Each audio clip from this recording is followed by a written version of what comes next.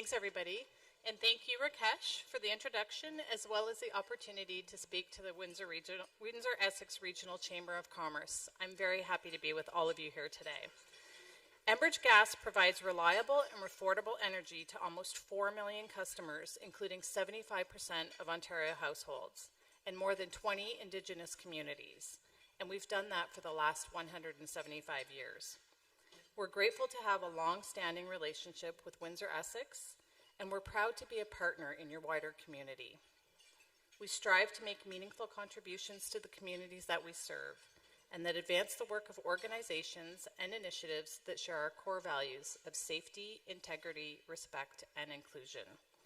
This includes support to the Windsor-Essex County branch of the Canadian Mental Health Association, Essex County Field Naturalists Club, Windsor Fire and Rescue Services, and Hiatus House. As you know, currently the Windsor-Essex region is experiencing significant growth in a positive direction. However, as the population increases, so does demand for energy, which raises concerns about the environment. Keeping energy reliable and affordable is an absolute must for Ontario families and businesses. We can't focus on one over the other. By integrating energy systems, we can advance sustainability goals and achieve cost-effective reductions in greenhouse gas emissions. Today, electricity accounts for about 16% of the energy consumed in Ontario, and natural gas accounts for more than 30%, roughly twice that of electricity. Looking to solve decarbonization through electrification alone will have significant cost implications for consumers. Let me be clear. Addressing climate change by eliminating emissions is the right thing to do. However, if we're to succeed, energy providers, regulators, and all levels of government must work together to achieve emissions reduction targets without overbuilding, stranding assets, or compromising reliability, resiliency, and affordability. The pace of this transition is crucial. We must ensure that electricity grids can adapt and markets for hydrogen and carbon capture can grow. Failing to do so risks brownouts and leaves industries without practical alternatives.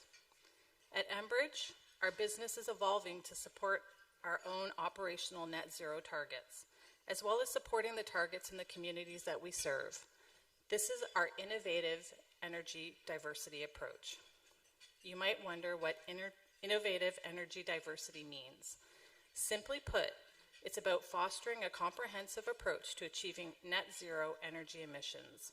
This involves embracing clean energy solutions such as hydrogen, wind, solar renewables, compressed natural gas, geothermal hybrid heating, and renewable natural gas. Enbridge Gas is collaborating with stakeholders to explore and advance these clean energy solutions. We're proud to be at the forefront of pioneering projects in the energy sector. We have the infrastructure and the dedicated teams to bring about this meaningful change. And with that, it's my distinct pleasure to introduce another change maker, Toni Gravelle, Deputy Governor of the Bank of Canada. Toni Gravelle became Deputy Governor of the Bank of Canada in October 2019. In this role, he oversees the bank's financial systems, activities, and shares responsibility for setting monetary policy. Mr. Gravelle first joined the bank as an analyst in 1996 and went on to hold various positions within the Financial Markets Department, becoming Managing Director in 2015. In addition to his extensive research experience at the bank, Mr. Gravelle served as General Director of the Financial Sector Policy Branch at the Canadian Department of Finance from 2013 to 2015, and was an economist at the International Monetary Fund from 2002 to 2005. Mr. Gravelle is a native of Corbeil, Ontario, and holds a PhD in economics from Western University. Please join me in welcoming the Honourable Deputy Governor of Bank of Canada, Toni Gravelle.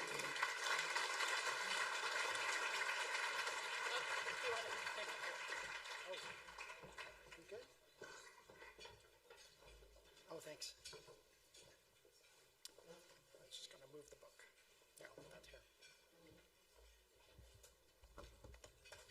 How's that?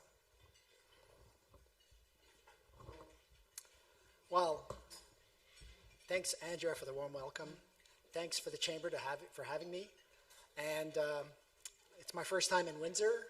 I've been in the area before. I was in Essex and Leamington and Point Pelee, but it's my first time in Windsor proper. And then Rocco's comments are going to be echoed in my speech today. So I'm going to touch upon a little bit on housing, a little bit on immigration, and a little bit on monetary policy.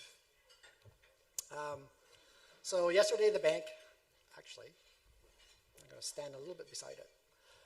The bank announced it will maintain the policy rate at 5%. I will expand a bit on our discussions and thinking behind the decision. Then I will dive into recent shifts in Canada's population growth, focusing on how newcomers contribute to our economy. Immigration is one of Canada's greatest strengths. Our country is known as a welcoming place for newcomers, and Canadians are well regarded around the world as a place where newcomers are successful both in their communities and in workplaces. This is a reputation I feel we should all aim to keep, to protect. Why? Because newcomers strengthen Canada's labor force with their knowledge, skills, and hard work. They play a crucial role in supporting the economy's capacity to grow now and in the future. But there have been hiccups. Canada has structural housing supply challenges. This is not a new issue, and the recent increase in newcomers has coincided with the material housing supply issues. This raises questions about how chronic housing challenges might limit Canada's future growth and what the implications are for inflation. This will be the core focus of my speech today. First, let's turn to our decision. Yesterday, Governing Council held the policy rate at 5%. This reflected our view that our monetary policy actions are working to cool the economy and relieve price pressures. We have made good progress in restoring price stability, but we are not there yet. Let me explain what we are seeing. After a strong first quarter, economic growth stalled through the middle of this year. High interest rates are holding back consumer spending. Consumption growth was close to zero in the last 2 quarters. Business investment has been volatile in recent quarters, but remained flat overall over the last year. Housing activity rose 8.3% in the 3rd quarter. This was largely driven by new home construction, which increased for the first time since mid-2022. On the employment front, we are now seeing more signs that the labor market is easing. Job vacancies are nearing their pre-pandemic levels, and job creation has been lower than labor force growth. The unemployment rate has also edged up. However, wage growth remains between 4 and 5%. This is above the level consistent with inflation at 2%. Overall, the economy no longer looks to be in excess demand. So, what does this mean for inflation? The economic slowdown has helped reduce price pressures across a broad range of goods and services. Along with lower gasoline prices, this contributed to a decline in headline inflation to 3.1% in October. While food price inflation is still too high, it has come down. We are seeing price declines in durable goods like appliances and furniture, which are particularly sensitive to higher interest rates. However, shelter price inflation has picked up, a point I will come back to later. Our preferred measures of core inflation dipped slightly in October, and on a 3-month annualized basis, they have dropped about 3%, which is the lowest we've seen in over 12 months. While we saw some welcome improvement in inflation measures in October, we must remember it's just 1 month. We will need to see further progress. The economy is now roughly in balance, but we are closely watching inflation expectations, wage growth, and corporate pricing behavior. These indicators are helping us to assess whether inflation is on a sustained path to 2%. Given the risk to the inflation outlook, we remain prepared to increase the policy rate further if needed. Comme je viens de dire, les données d'octobre sur l'inflation sont encourageantes. Mais un mois d'amélioration, ce n'est pas assez. Il faut que ça se poursuive. L'économie est maintenant presque à l'équilibre, mais on surveille attentivement les ententes inflationnistes, la croissance des salaires et les pratiques d'établissement de prix des entreprises. Ces indicateurs nous aident à évaluer si l'inflation garde le cap sur la cible de 2 %. Étant donné les risques entourant les perspectives d'inflation, on reste prêt à augmenter encore le taux directeur au besoin. Our decision to maintain the policy rate at 5% reflects our best efforts to balance the risk of over and under tightening.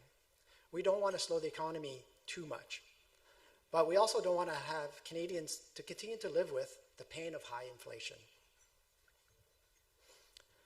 Now let's consider immigration and its effects on the Canadian economy. Canada has had the fastest growing population in the G7 every year since 2016. I probably don't have to tell you that newcomers are driving most of the population growth.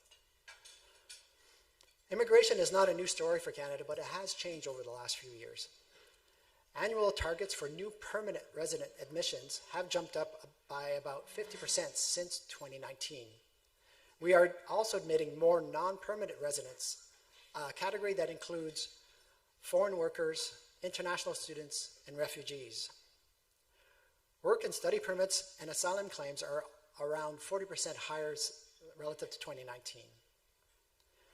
Canada welcomed more than 1 million newcomers over the past 4 quarters alone, 60% of whom were non-permanent residents.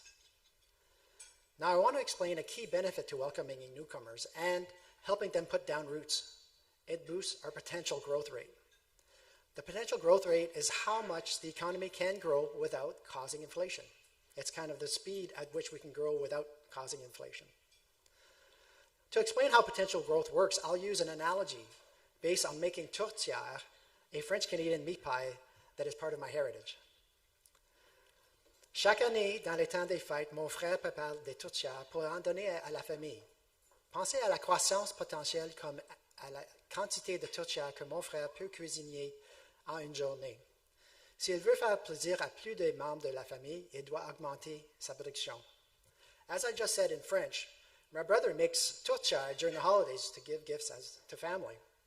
Think about potential output as the number of tourtières my brother can make in a day. He can boost his tourtière output or increase potential growth in 3 ways. Through increases in capital. He could buy a second bigger stock pot to make more of the meat filling for the tourtière. Through productivity, he could rearrange part of his kitchen to make it more like a production line so he can put the tourtières together even faster. Or through greater labor supply, he could get his kids to help him out. We all know how hard that is, but he could try. So strong immigration since the start of 2022 has helped increase Canada's workforce, like having more people help make tourtières. This has boosted the level of our potential output by 2 to 3% without adding inflation. That's a big deal. This is a significant improvement, especially considering Canada's otherwise rapidly aging population. More than 1 in 5 working adults in Canada is nearing retirement, which acts to hold back workforce growth. When I just went through this, kids helping tourtière. Most advanced economies are facing a similar demographic drop off as members of the baby boomer generation retire. But Canada is doing better than others thanks to immigration. Our working age population is growing faster than the United States, the Euro area, and the UK, and many other OECD countries. Notably, the pace of growth of Canada's working age population has more than doubled that of the United States over the last 4 quarters. When we look at the data on recent employment gains, we see newcomers are driving job growth. Recent newcomers have helped soften the tight labor market, easing critical labor shortages in many sectors. For example, job vacancies have dropped more than 65% from their peak in the financial and insurance sector, a sector that has seen a notable rise in newcomer workers. Overall, job vacancies have fallen more in sectors where the share of newcomers working is growing faster though the softer economy may now be also playing a role. However, missed opportunities remain. We all heard stories about foreign-trained doctors driving taxis or working at daycares because they face challenges getting their credentials recognized. And it's not just the medical field. Many newcomers are unemployed because their credentials are not recognized here. This means some specialized jobs that could have been filled by a skilled newcomer may instead remain vacant. That hurts the economy's potential growth. Now let's turn to how the arrival of newcomers affects inflation. As I just explained, higher immigration has improved Canada's supply of workers. That will greatly strengthen our economic prospects over the long run. But we are living in the present. And when newcomers first move to Canada, there is an initial burst of demand for goods and services as they set up a home. In aggregate, this could put pressure on inflation. We estimate the boost to aggregate consumption spending from the recent increase in newcomers had barely any effect on inflation, less than 0.1 percentage points. Of course, newcomers don't just consume goods and services, they also need a place to live, and this is where we do see pressure on inflation.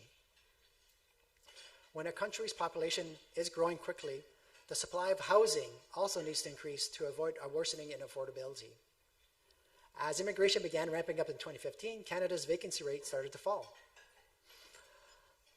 Then, when newcomers' arrivals picked up sharply in 2022, this steady decline became a cliff. Canada's vacancy rate has now reached a historical low. Even before 2020, the construction of new housing was not keeping pace with population growth. This was because of structural challenges like zoning restrictions or lengthy permitting processes in many cities. This is the speed to decision point that Rocco made. A shortage of construction workers, just to name a few of the issues. Canada's low vacancy rate shows how imperative it is to address these challenges.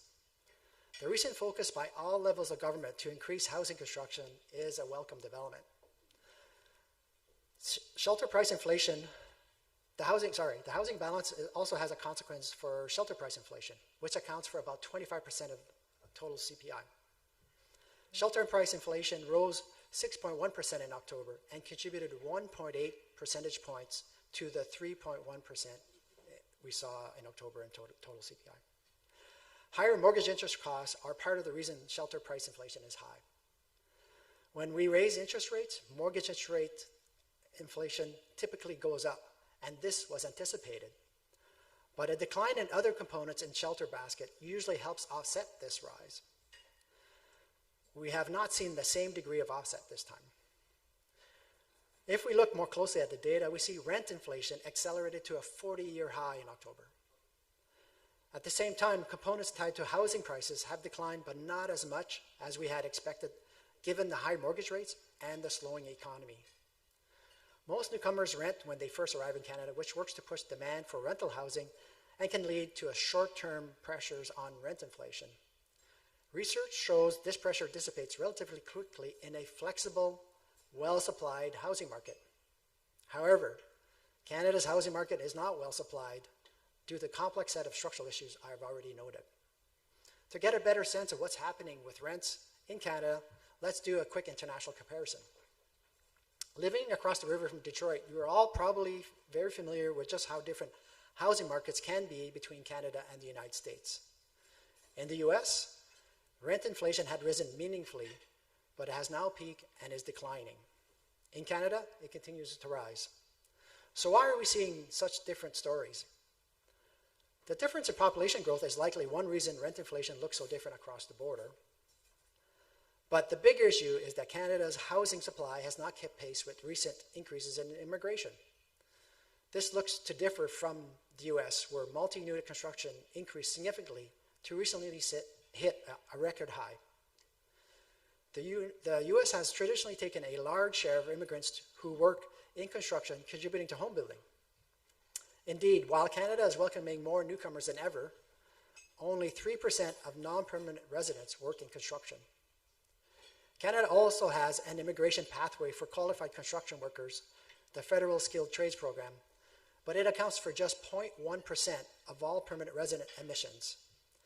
This worked out to be 455 newcomers in 2022 out of 1 million, over 1 million newcomers in 2022. Of 20% of Canada's construction workforce, and 20% of Canada's construction workforce is set to retire the next decade. A lot of them are baby boomers. The federal government recently launched a program to prioritize construction workers for permanent resident status, which is a positive but modest step. This leads me to the relationship between the construction of new housing and demographic demand. Demographic demand is driven by both new arrivals to Canada and new family formation from within existing Canadians. When we look at the 5 years leading up to the COVID-19 pandemic, the demographic demand for new housing grew somewhat faster than new construction. This undersupply of new housing before 2020 is another sign of the long-standing housing challenges I had mentioned earlier. Then, in the last year or so, demographic demand soared above the pace of new housing starts. Next graph. This jump in demographic demand, coupled with the pre-existing structural supply issues, explains in large part why rent inflation continues to climb in Canada.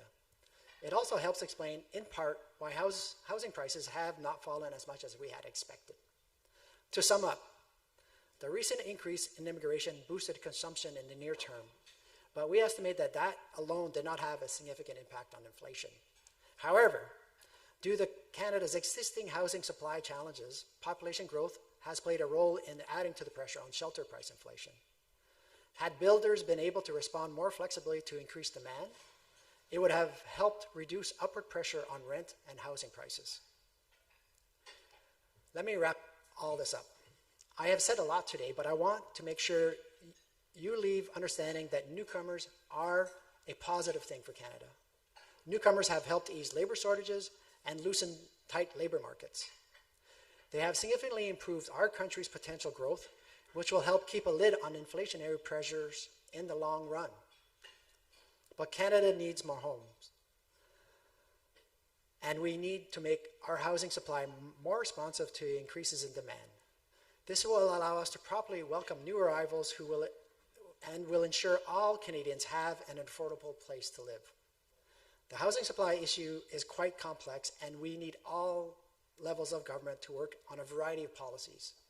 We need to reduce the barriers to adding supply, and we need to ensure the market has a greater flexibility to meet future changes in housing demand. Without these changes, we could continue to see upward pressure on the components of inflation related to rent and house prices. Canada is known around the world as a country that embraces newcomers, and even when they arrive in large numbers. As I said at the start of my remarks, this is one of our country's greatest strengths. Solving our housing supply issues will make life easier for all Canadians, and it will allow us to fully realize the long-term economic benefits of our recent population growth. Comme je viens de dire en anglais, le Canada est connu dans le monde entier comme un pays qui accepte volontiers les nouveaux arrivants, même s'ils se présentent en grand nombre.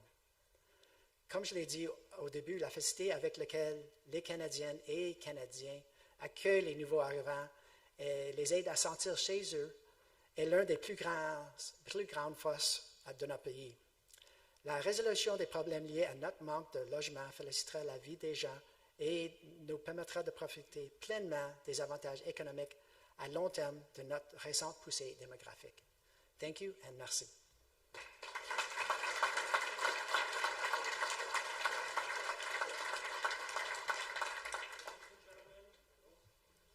Is not, there we go. Ladies and gentlemen, we have a few microphones. If you would like to ask a question, we ask that you come up to one of the microphones for our guest speaker. Thank you.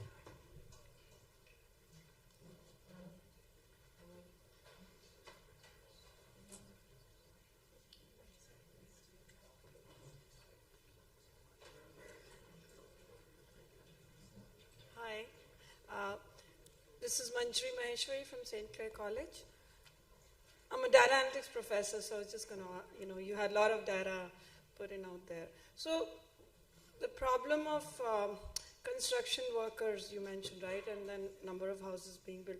So, and you also mentioned that immigration policy is there. There's a pathway for them to come in. So why the number is still so low? for them to like come here? Any reasons for that? I won't have all the details, but it could very well be related to the structure of the program, the parameters related to the program. It could potentially also be related to the people who tend to move to Canada are not in the construction field. I'll give you an example. When I lived in the States for 3 years, and you had house maintenance, or you added an addition to your house, or you walked by a construction site, the major language you heard was Spanish. A lot of Latin American immigrants are working in construction in the United States. In Canada, we just don't have that. So I don't have the full details, but my guess it's related to the way the program's structured, the way certain parameters are structured as well. I know a lot of, if you talk to developers, people who, the smaller ones especially, they always say there's a huge shortage of construction workers. So a lot of the programs, the permanent resident programs are geared on kind of a point system related to it a lot, and there's a lot of weight on education. But construction sometimes needs non-educated workers. They need more blue-collar workers. So maybe the program's not geared for that. But So I don't have exact answers. No, I was just like, so it looks like there's some gap there then in terms of the policy and what they're looking for. Yeah. Okay, Good. thank you. Bonjour, Monsieur Gravelle. Merci de venir à Windsor et j'espère que tu vas revenir à une journée plus proche. The question that I have, you made some really good points and interesting points about the impacts on the housing market for temporary newcomers into Canada, and particularly temporary newcomers.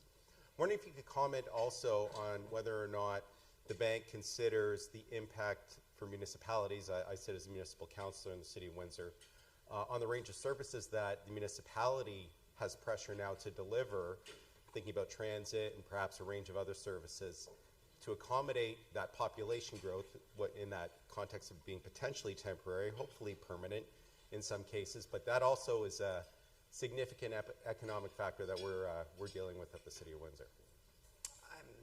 I can comment in a more general sense. I mean, one of the things I touched upon in my Totia example is investment in capital. All kinds of investment improves the capacity for the country to grow.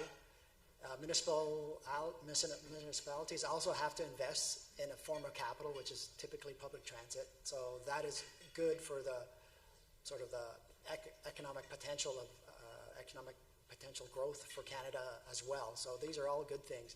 In terms of the challenges, again, it's I won't comment on fiscal policies. It's not our field. Our field is to look at the macroeconomic impacts of various activities and add it all up. And anything that improves potential output, including investment in capital, and in this case infrastructure, is a long-term positive for the economy. It increases the speed at which we can grow without causing inflation. It's a good thing. How do you get that in place is policies, usually fiscal policies, municipal government policy, and we're not here to talk about that. Fair enough. I get, so if I could just make sure I understand what you're saying, from a macroeconomic perspective, investments in transit, regardless of what's driving it and regardless of how you get there, it's a good thing for Canada in general and the communities where they're served. Yeah. Thank you. Well, thank you for coming. There's a big lineup now. Big lineup. Two. As a municipal leader, and I guess the buzzword is housing, but there's a big piece to that, and Councillor McKenzie sort of alluded to the fact that there's a tremendous amount of pressure on municipal governments to help build those homes. But the key factor is about the infrastructure requirements to do that. And it's not just about a water line or sewer pipe that goes to a new property or new lots. It's all the other needs in the community that with an increased population, your cultural centers, your libraries, all of that is going to be sustaining growth and the maintaining of it.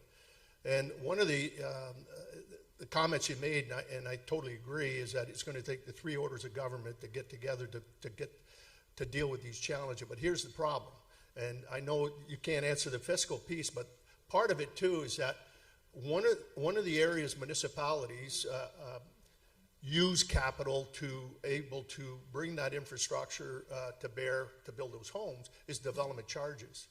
And we all know some of the governments want to increase the supply of affordable housing. And then, but now we want to remove one of the only areas outside of property tax increases to raise the money to build the infrastructure to be able to sustain that. And that's kind of the vicious circle that we're dealing with at the local level. And it's not as if we're not wanting to build these homes, it's just the cost of doing it. And if you have any inside works with the Minister of Finance, one of the areas that I would say are very important is if they're not forthcoming with grant dollars to municipalities to be able to build the infrastructure required for us to build the quotas that they want us to build, the one thing that they could do is very low interest loans to the municipal sector so that we can accomplish what is required for us to deal with the incoming demand for housing and make sure that the infrastructure is there to be able to sustain that. And I think that's a key for us, is that development charges are an area where growth pays for growth, and it doesn't impact the property tax owner, which are already taxed fairly high. And so if you've got that in with the minister, please have that conversation about low interest loans to municipalities for us to build our infrastructure. I can assure you she's not on my... Thanks. Good comments. There wasn't a question in there, so.